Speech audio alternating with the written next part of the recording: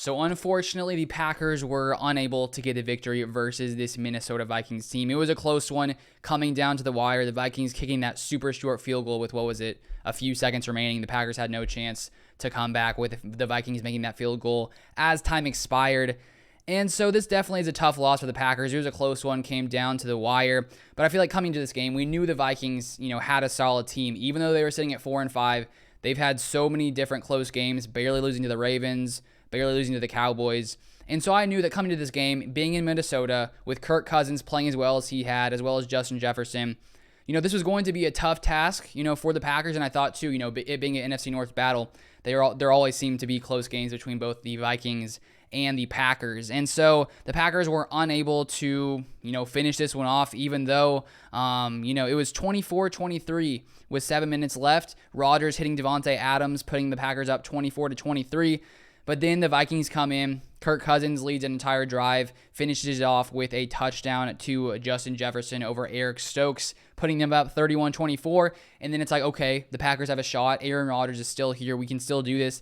And then on the first play, Aaron Rodgers, beautiful 75-yard touchdown pass to Marcus Valdes-Scantling. And I was going crazy at that moment. I was watching the game with my mom, as I typically do, watch most games back at my house where I used to live. So that's why, I had to drive over here after the game to get this video filmed. But we were going crazy at that point. Packers tying it up 31-31. And then I was thinking, can this defense get a stop? This defense has been so good this entire season, or majority of the season, shutting out great quarterbacks like Russell Wilson last week, holding Mahomes in check, holding Kyler Murray in check.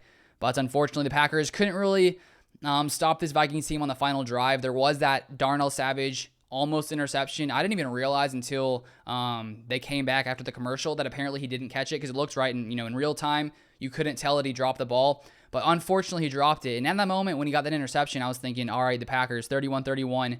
There was 2 minutes remaining, something like that. I was like, okay, we got Aaron Rodgers. We got hope here. The Packers could actually pull this one off. But unfortunately, that wasn't actually an interception. Kirk Cousins comes down, drives down the field. Packers defense was unable to stop them, and the Vikings get that field goal as time expired. So this was an interesting game just because so far this season, this Packers defense has been, the unit, keeping this team on track, allowing this team to get win after win after win.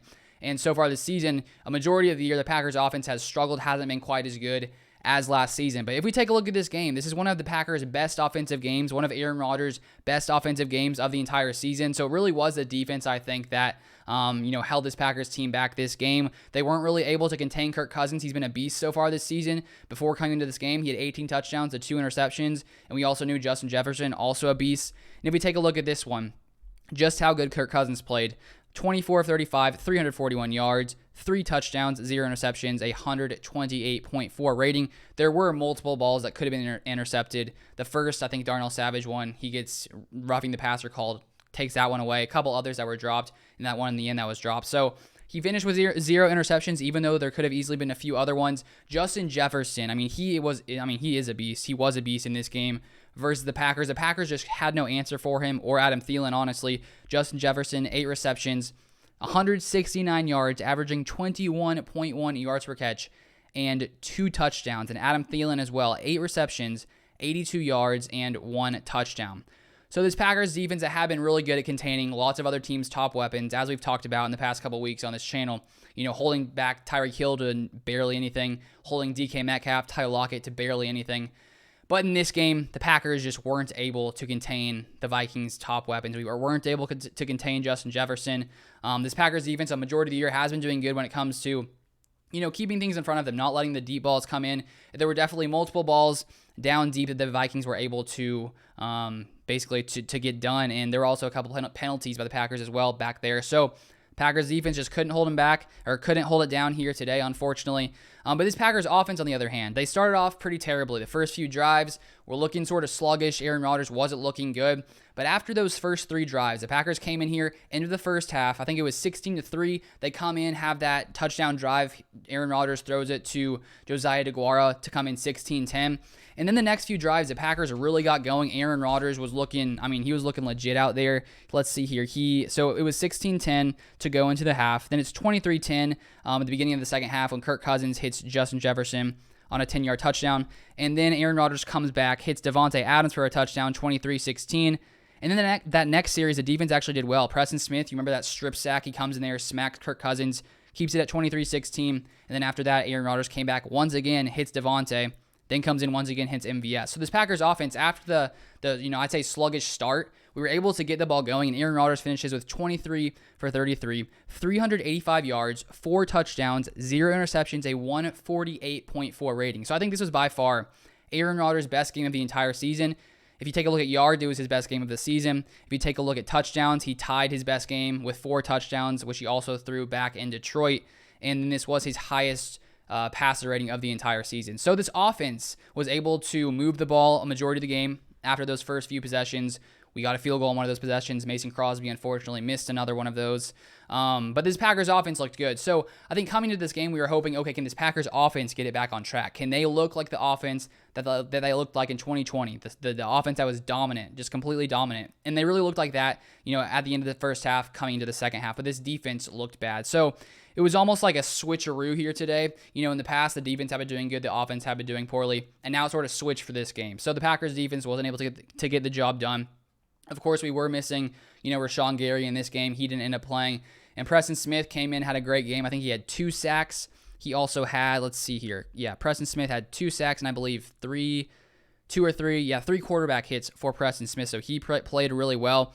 But the Packers secondary honestly just got torched in this one. So it's tough to see. I was hoping that maybe they could contain Justin Jefferson just because we saw them contain other, elite top weapons like Tyler Lockett, DK Metcalf, Tyreek Hill, but Justin Jefferson, the Packers just really honestly had no answer for Justin Jefferson. So hopefully this Packers defense can figure things out, exactly what went wrong in this one. Hopefully Jair Alexander will be back sometime soon because clearly having him out there helps. If we have him out there, I think it makes this Packers defense better. And, just because the Packers defense has one, pretty bad game doesn't mean they're going to be terrible for the rest of the season, but clearly this defense needs to be able to play at a high level consistently as they have, just because, when we come to the playoffs, divisional round, NFC championship, as we saw last year, it doesn't matter if you're good the entire season if you come in one game and have a bad game, which is just unfortunate, just the reality of playing in the NFL.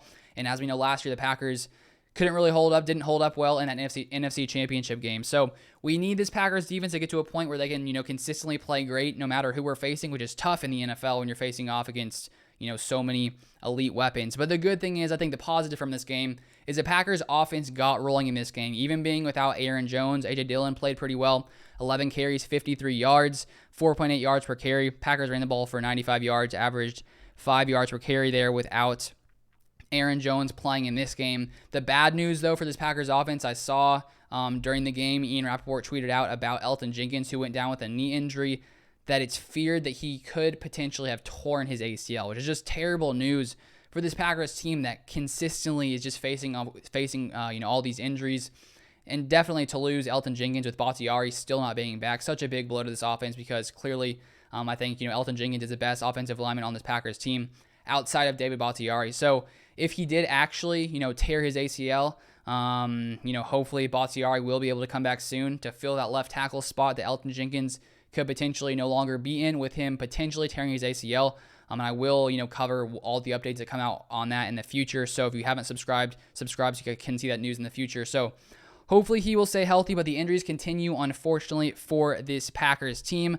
Luckily, the Packers are still sitting at 8-3. So even though we took an L to the Vikings, which is unfortunate, to lose to a Vikings team that, they're a good team. They're a solid team, as we saw them today play as well as they did against the Packers defense that has been so good a majority of the season. So the Vikings, I think they have a lot to like about this game, clearly beating a great, I'd say, Packers team, great Packers defense. So hopefully the Packers can figure things out, can get back on track, and hopefully come in and win their next game. I think they play the Rams next week. I'm pretty sure. I'll need to double check that one, but I'm pretty sure we play the Rams. But it's never fun to lose. It's never fun to take that L. Unfortunately, sometimes it just happens. So hopefully we can figure things out, come back next time better. But thank you guys so much for watching. If you guys haven't subscribed, feel free to subscribe to the channel down below if you enjoy Packers content, Packers news, all things Packers. But that's going to be it for this one. Thank you guys for watching. I'll see you